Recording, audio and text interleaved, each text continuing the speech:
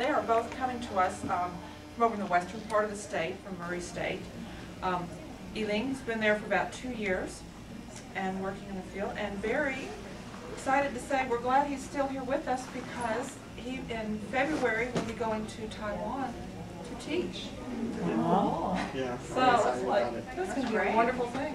So they are here to share some wonderful information with us today on cuisine and integrating skills, and it should be a very, very wonderful session, and we welcome you to Kentucky TESOL and enjoy. You all enjoy the session. Thank you. First of all, I would like to apologize because we were supposed to have a computer and a projector and all that, but for some reason there was some miscommunication or budgetary reasons, and we don't have that now, and we didn't know to bring one. So I have a few handouts, but I don't have that many because I was counting on the projector. So I'm going to have to ask you to share, and I really apologize for that. So if you two could share. We'll share. Okay.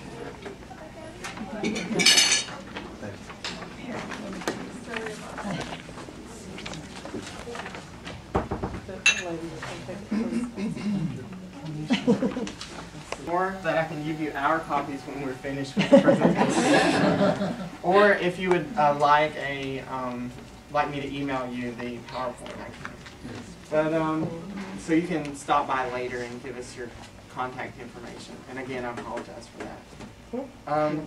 So today we're going to talk about American cuisine. It's an integrated skills content course that Eileen and I have developed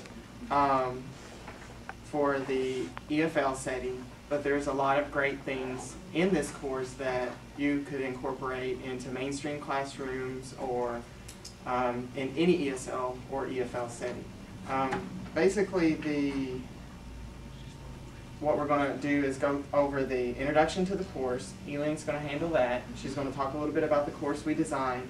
And then I'm going to talk a little bit about why I think that you should try to incorporate cooking or food into your classroom.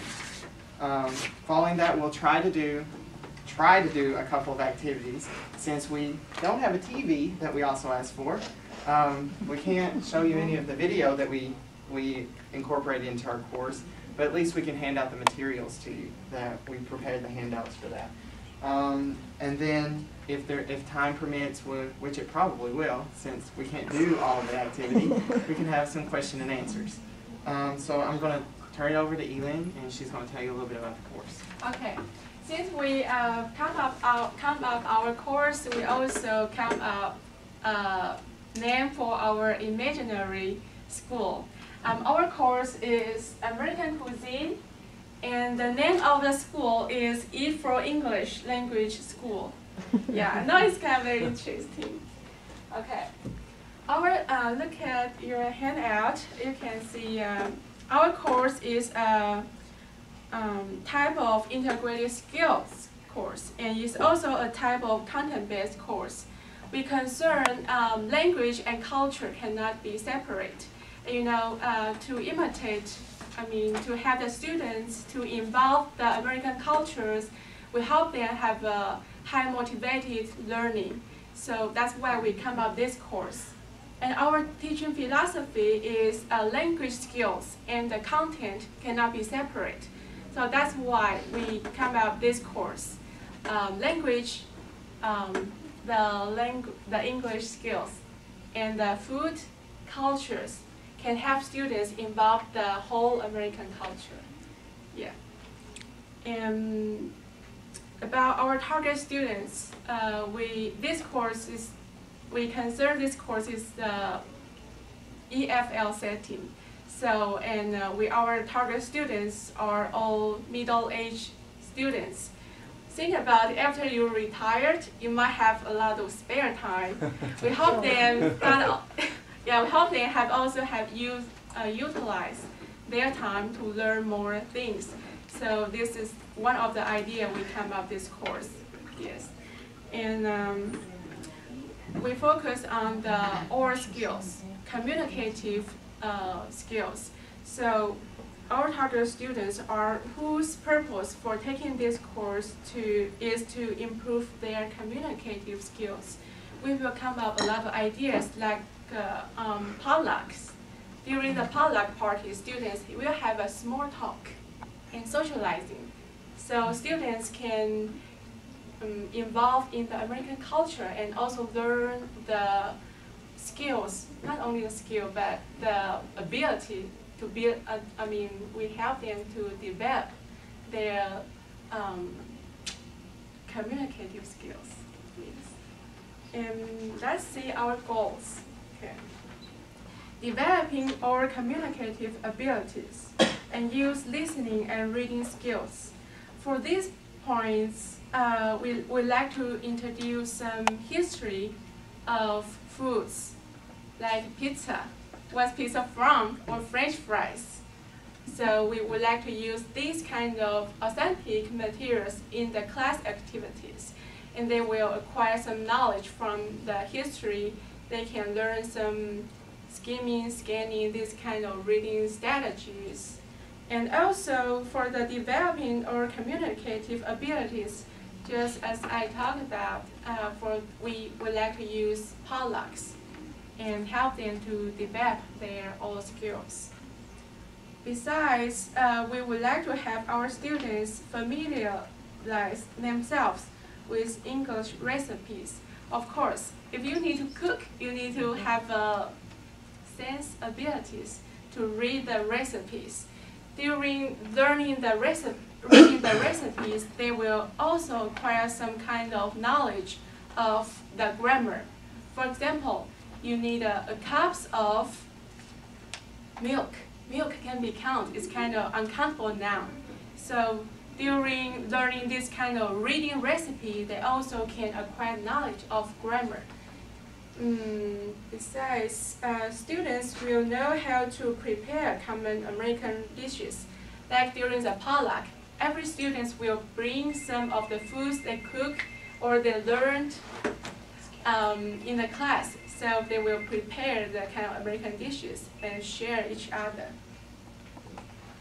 Students will know the history of American dishes. Just I mentioned about hamburger and pizza or French fries.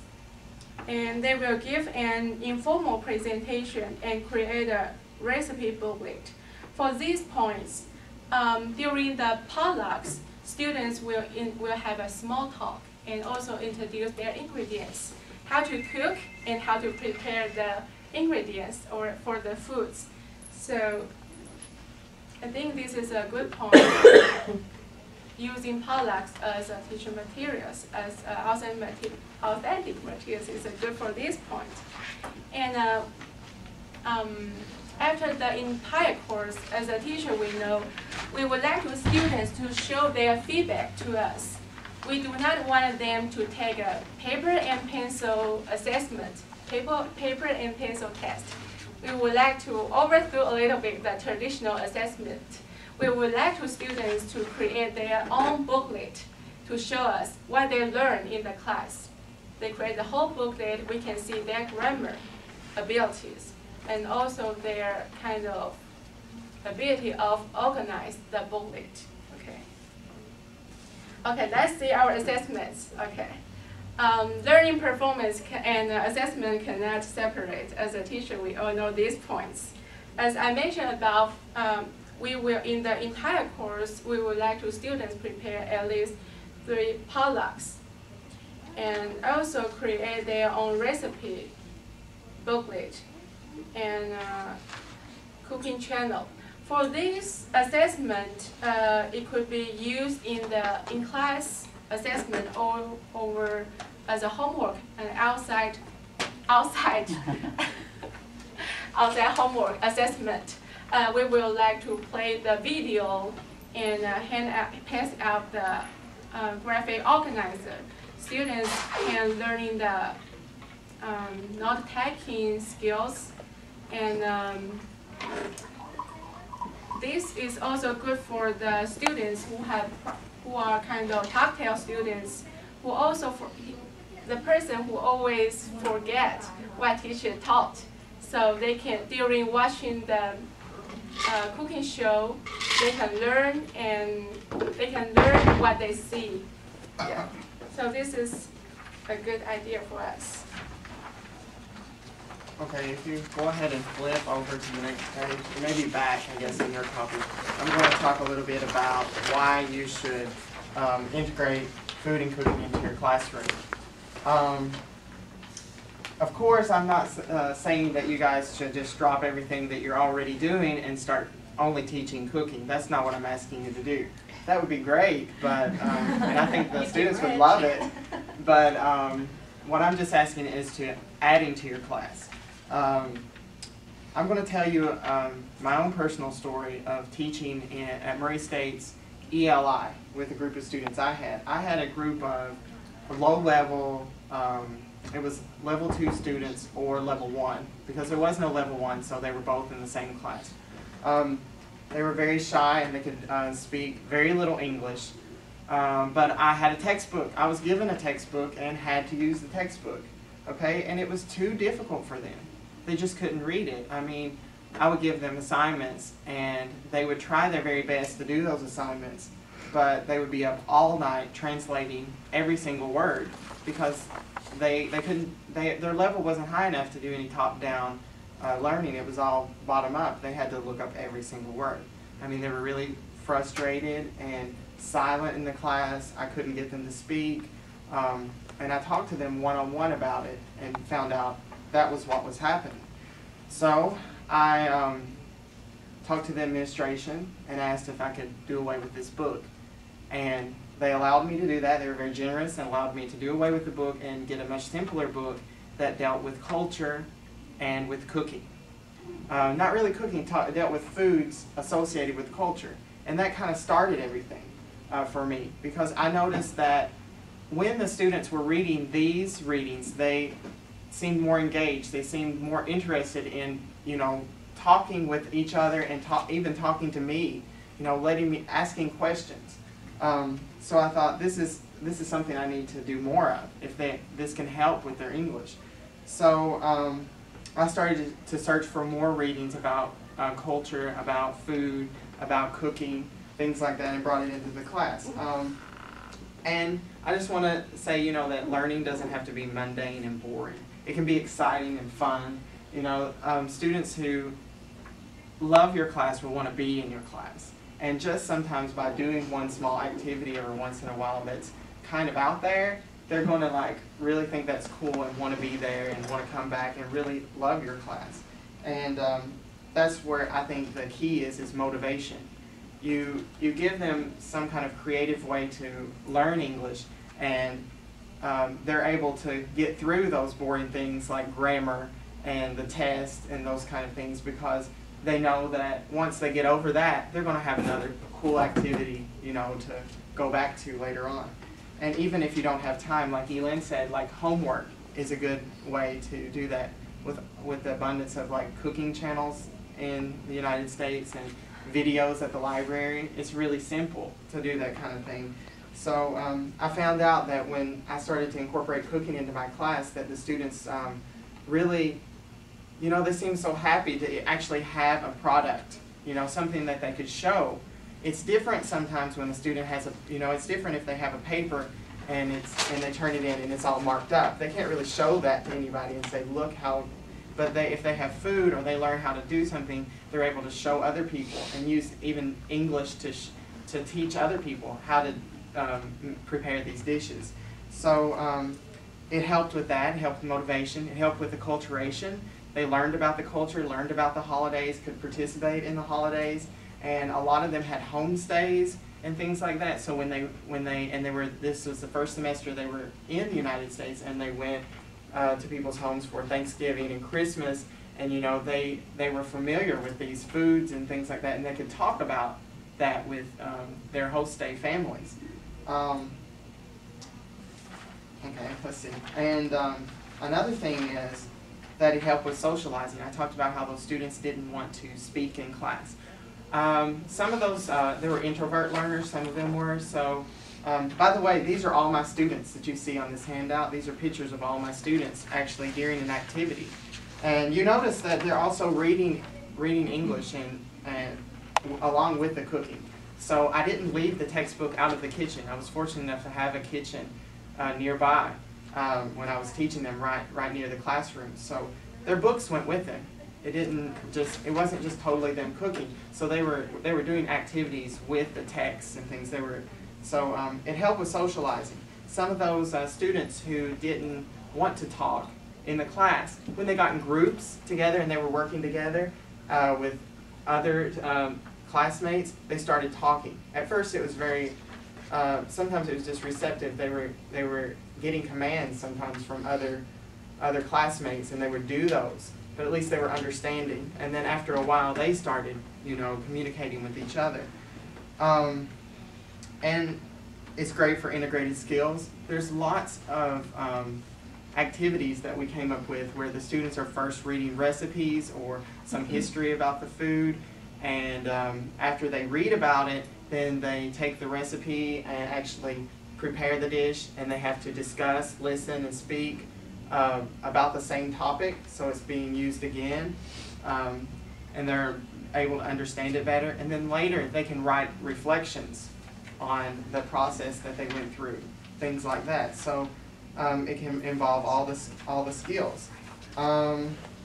Also, like when I was talking about it targets introvert learners, it can also if you have mixed classes, where mixed levels like I did, the higher level students were able, because it was like this free open atmosphere during the time when they were cooking, they were able to help those lower learners. They had the opportunity to do that, and it often happened. I didn't tell them to do that, it just kind of spontaneously occurred. So it was great collaboration, and they weren't isolated. If you're into authentic materials, this offers great source for authentic materials. You have the kitchen tools. You would never believe the amount of kitchen tools that the American home has compared to other homes around the world. Just for example, like in Taiwan, they have a wok or a pot for everything. Everything's prepared in one thing. So they may not have a saucepan, a fry pan, these different kind of tools that we have. They don't use ovens. So there's all these vocabulary words that they can learn. So also the recipes and recipe books. That's a whole other genre of reading materials. You can teach them, and you may think it's hard to buy so many materials and things like that for them to be able to use while they're cooking. Okay, we're in the American Box Society. You can just go to Walmart, buy a box, and it has everything in it. And then you can use that. The back of the box has your authentic reading material on the back. You can either Xerox the back of the box, and use it in the lesson, and then you have everything there to just take into the kitchen. It's really simple. Let's see, and it works with problem solving. A few times what I did to my students, I took them into the class and they did an activity beforehand with the recipe, but then when they got into the kitchen, some of the ingredients were missing.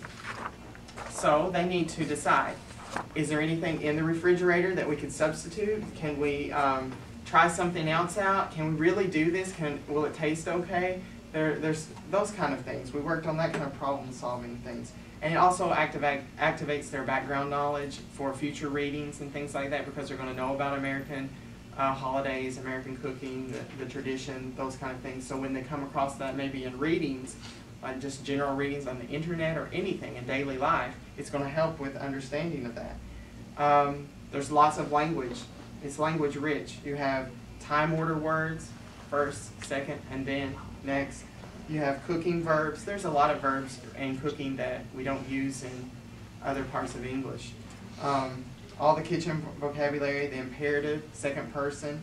You can work on process papers, actually having them do it and then write about what they did. And the list goes on and on. I mean, you can just take a look. And of course, like, students have fun. Like I said before, motivation is the key. If students are motivated, if they're highly motivated, they're going to learn even more on their own, and they're going to go beyond what you give them in the class. And they're going to have fun. Here's one picture of here, these are my students, and that's me. I look a little different in that picture, but we had a great time that day. And my students, we had, after that day, we had this is the first time actually I did this kind of thing in the class. And my students felt that I was more approachable after that. So if they saw me on campus, walking around, they would come up to me and talk to me and carry on a conversation and things like that. And I even had a couple of students, after I told them how convenient it is in the United States to just buy the box, they did a little bit of cooking on their own. They weren't always like all negative about American food because they could actually cook things themselves, not always going out and, you know, buying stuff.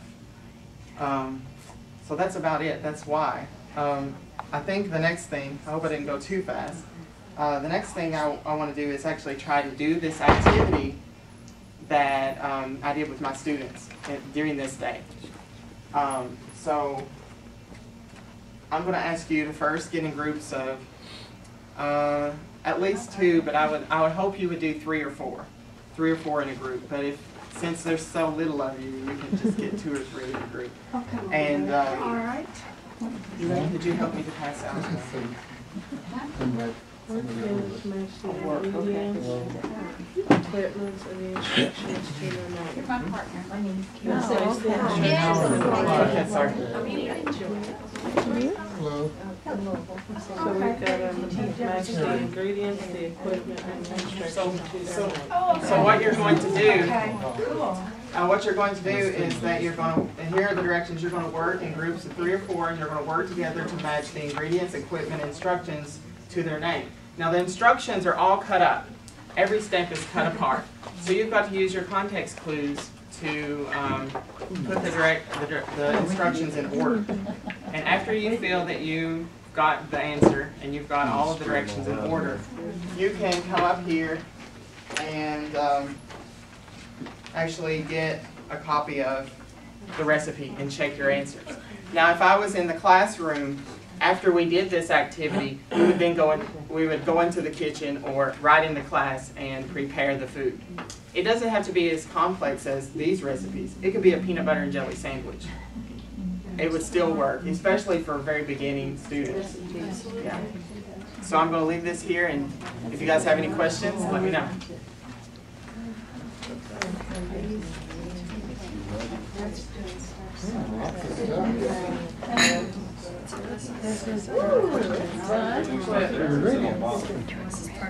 I think this is one of the last instructions.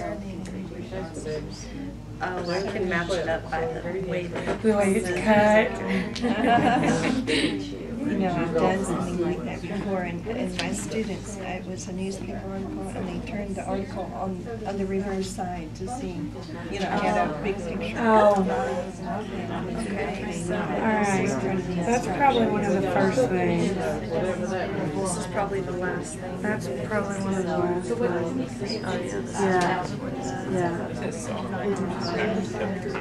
So we have to read it first. So it stops on cutting board. And this is to fill it, fill the celery. Cream cheese.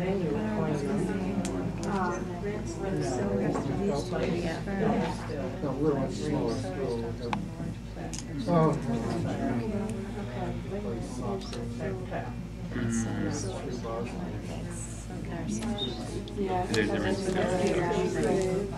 None of them take the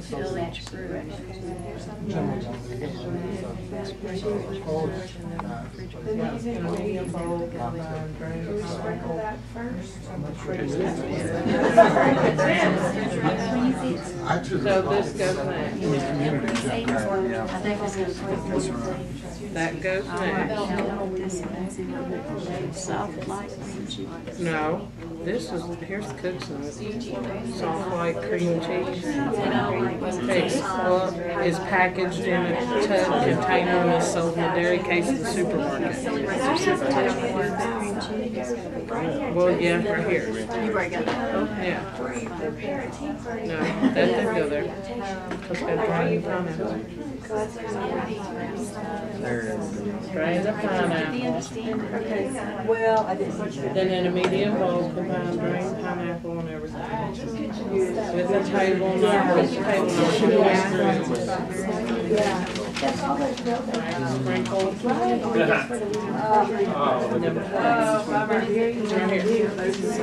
Cream cheese Stir with spatula until well mixed. With the table knife, fill through the celery stalks. Sprinkle the crushed nuts over the celery stalks. Place the celery stalks on one shoulder. Wait. Okay. Recipe removed from the refrigerator. Place field celery stock. That goes in. Ingredients. Right? Yeah. These are virgin. Pineapple and Oh, we had to rinse them first. Oh, there, Bread, yeah. then cut, then Fruit grate, is something that you have, but there's something about it. fill, and sprinkle.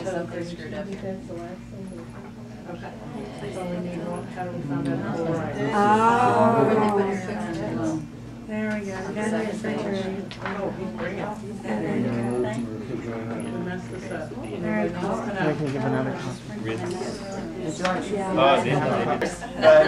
But actually, this one was this one's a little bit hard for some students. But it's better to find ones that have time work words, especially if you're teaching that, because they really can use the. We took this and put it. I actually changed it a little bit with mine when I did this with my students. I actually put some of the time words in there so that they could use those. Because that's what we had to study in the book before. So I just kind of added them in. We didn't mess with the recipe. But we're going to start with the We better continue. I'm glad you guys enjoyed it. I just wanted to clarify something. I had a question just so you guys know the difference. This class was designed for an EFL setting, English as a foreign language, like in another country. But the activity that I did, I was teaching in an ELI, an English Language Institute in the United States. So the pictures on the handout were done in the United States, but the class was designed for out of the United States. But activities inside the class can be pulled and used inside the United States, because there's a lot of activities in here that have, especially with assessment and the intros and things. There's also Chinese here to help out the students in the beginning, the very, very beginning. So after the presentation is over, I hope you guys will come up and have a look at the course that we designed, like all of our lessons, to get some ideas. And if there is anything in here that you are interested in, I could email it to you if you flip through and let me know the page number. And also, this is the book that I used a lot in my class, and that we use for this. Is very simple recipes. Just don't let your learners know it's for kids. You know, it's really simple recipes and easy to follow. And also, this video is all of the recipes can be done in the microwave. And the person speaks very, very, very slow. And you see zoomed close-ups of the food. So it's a really simple recipes. All of them less than 5 minutes. So, okay, now I'm going to turn it over to Eileen. I used to plan to have a demo teaching with this tape cooking show, but since we don't have the TV, but we still can look how can use this video show to teach students. Now I'm going to pass out the graphic design.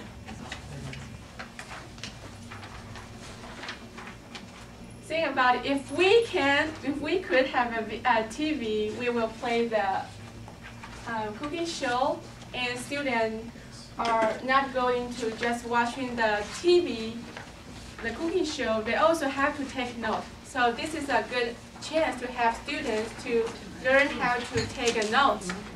and they will fill out on the sheet about the portion of the ingredients and the steps and the procedure of cooking. They see what they just kind of learning what they see. Especially this is good for the tactile and kinesthetic students. They learn what they see. After this class, they will immediately use this graphic design, the paper, to make a food what they learn and follow the TV shows. Yes. They will fill out the portion and write out steps. Yes.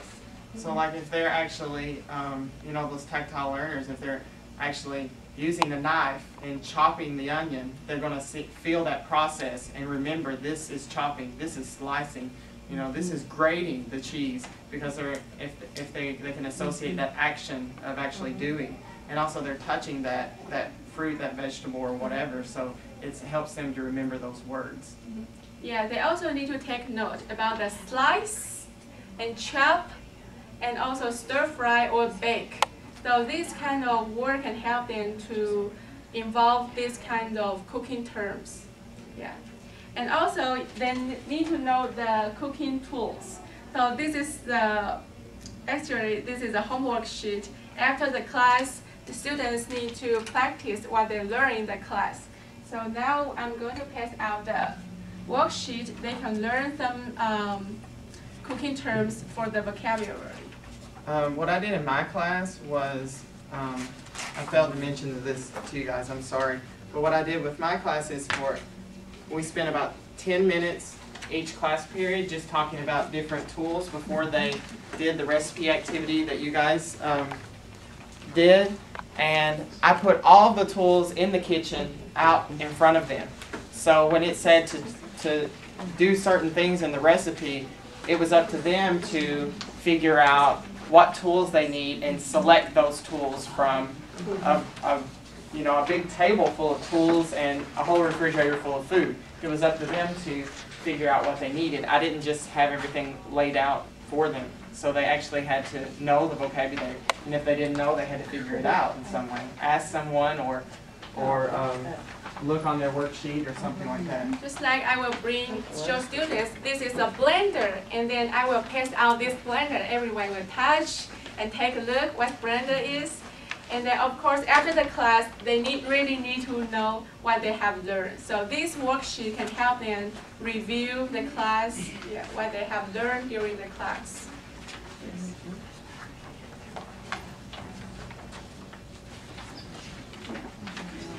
Okay, I guess that's about it, and because we don't have a TV here and everything, so we can't really get involved with that.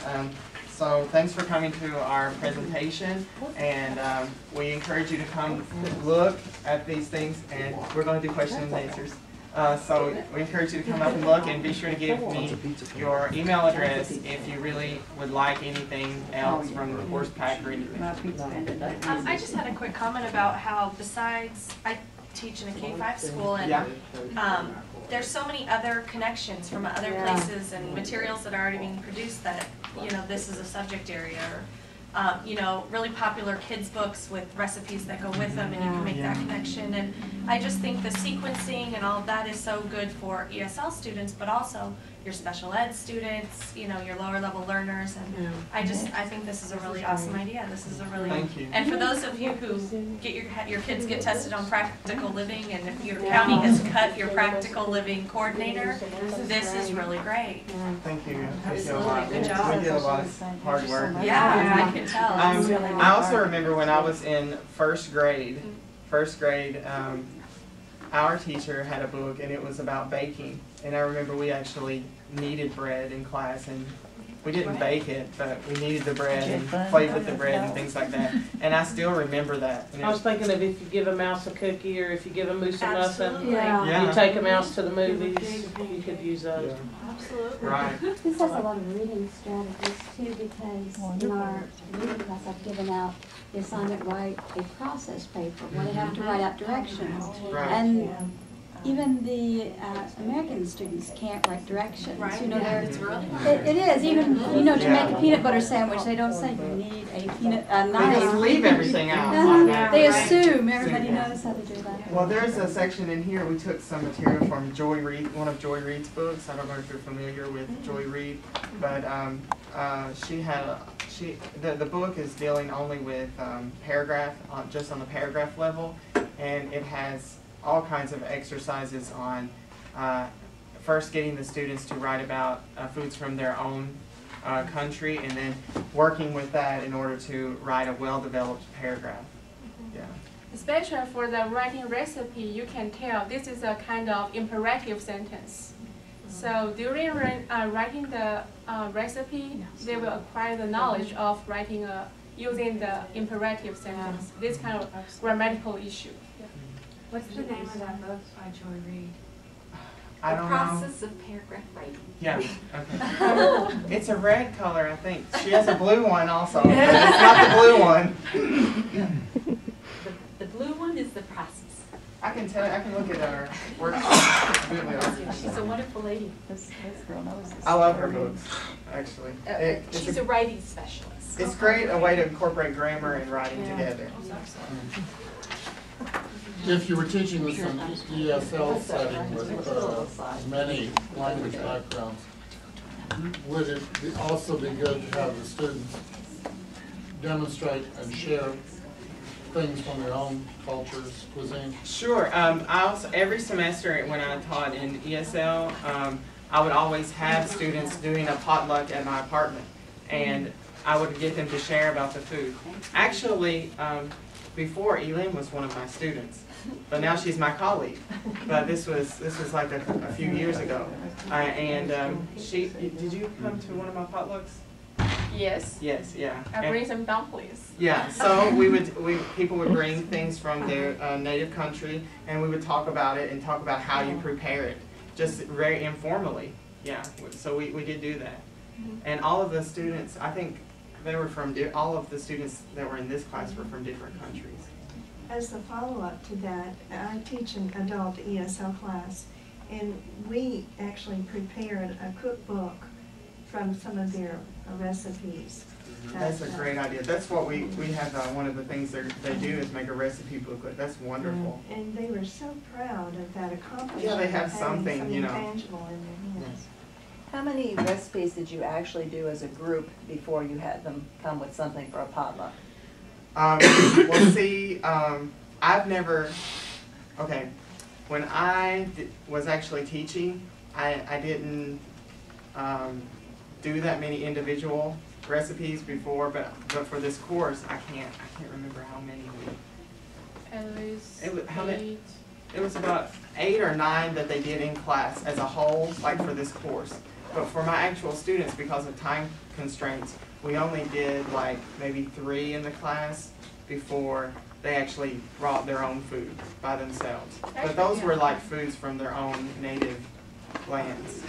So yeah, with this, I haven't really gotten to try out everything in this book because I still have to do what the administration wants me to do. It would be nice if I could just teach this, but yeah. But I think it was about 8 or 9 in class. Yeah, we do not have the students do the same dishes, and everyone really cook at least 8 or 9 dishes. But we have them share. In this class, some of the groups just cook some pizza, make some pizza, and some of them might make a salad. So then they all bring it together and share it. Yeah. But like for most of the simple things in the beginning that we did do, this does have like small projects, like making a smoothie. Those kind of, it's really simple. Everybody can do this and learn, and then before we break off and have them doing bigger things by themselves.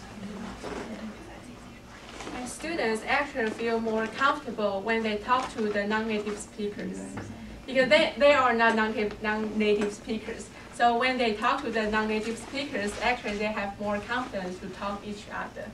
So this is a good chance to help them practice all skills. Yeah, and also I've done a lot of research with like negotiation of meaning, and this gives a lot of input from each other if you have the two non-native speakers together talking.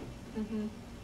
Yeah, and now we are doing the research about the non-native speakers talk to the native speakers, and the non-native speakers talk to the non-native speakers. We find out this is true. When the non-native speakers talk to the non-native speakers, they really have the confidence. They talk a lot and fluently. They don't care the grammar. So yeah, so this is a good chance for them. Okay, any other questions? Okay, thank you very much. Thank you. We have some extras of these if you would like to take them, please do. Have a couple more of the PowerPoints here. Do you want some PowerPoint?